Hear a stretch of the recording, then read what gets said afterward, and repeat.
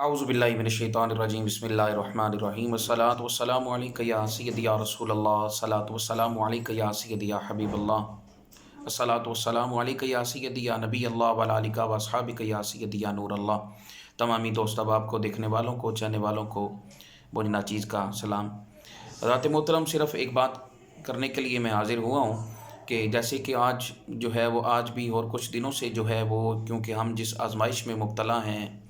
اللہ کی طرف سے عذاب سمجھ لیں، آزمائش سمجھ لیں،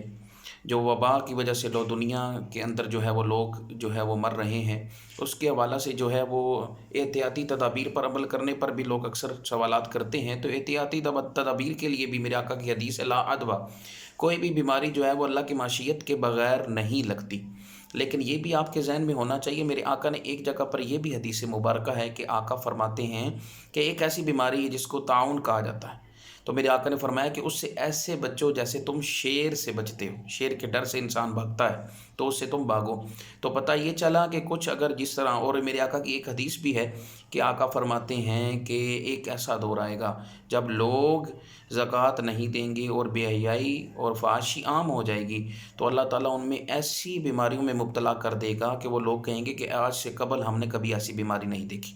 تو یہ آپ لوگ جانتے ہیں کہ ہم نے اپنے بزرگوں سے بھی پوچھا تو انہوں نے بھی یہی کہا کہ اس سے قبل ہم نے ایسا وائرس یا ایسی بیماری نہیں دیکھی کہ چند دنوں میں ہی انسان کی موت واقع ہو جائے اور اس کا علاج بھی نہیں ہے۔ اور مچھر تو پھر نظر آتا تھا، لیکن یہ تو نظر بھی نہیں آنے والی بیماری ہے۔ بہرحال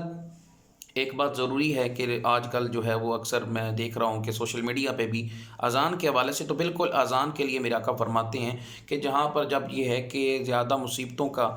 اندیشہ ہو تو وہاں پر اگر اذان دی جائے تو یہ ہے کہ اللہ کی جب نام لیا جائے اور اذان دینے کی برکت سے اللہ تعالیٰ وہاں پر جو ہے وہ اپنا کرم فرماتا ہے۔ تو گھروں میں زیادہ نہیں تو ایک دن کے اندر ایک مرتبہ جو ہے اپنے گھروں میں اذان روٹین بنا لیں۔ نماز تو فرض ہے، نماز ادا کرنا وہ ہم پر لازم ہے۔ تو یہ اللہ کی اس آزمائش میں ڈالنے کے بعد یہ اللہ کے قریب ہونے کا یہ وقت ہے ہمارے لیے کہ اللہ کے قریب ہوں، تو اس کے ساتھ ساتھ اذان بھی دیں۔ اور جو ہے وہ احتیاطی تدابیر کے لیے یہی ہے کہ اپنی جو ہے وہ احتیاط جو ہے وہ ضروری ہے۔ اللہ تعالیٰ ہمیں جو ہے وہ عمل کی توفیق عطا فرمائے، اور اللہ تعالیٰ ہمیں اس آفات سے جو ہے وہ اپنے محبوب کے ذکر کے طفیل ہمیں جو ہے وہ دور فرمائے۔ تو اللہ تعالیٰ آپ کو سلامت رکھے۔ جزاکم اللہ فی الدارین۔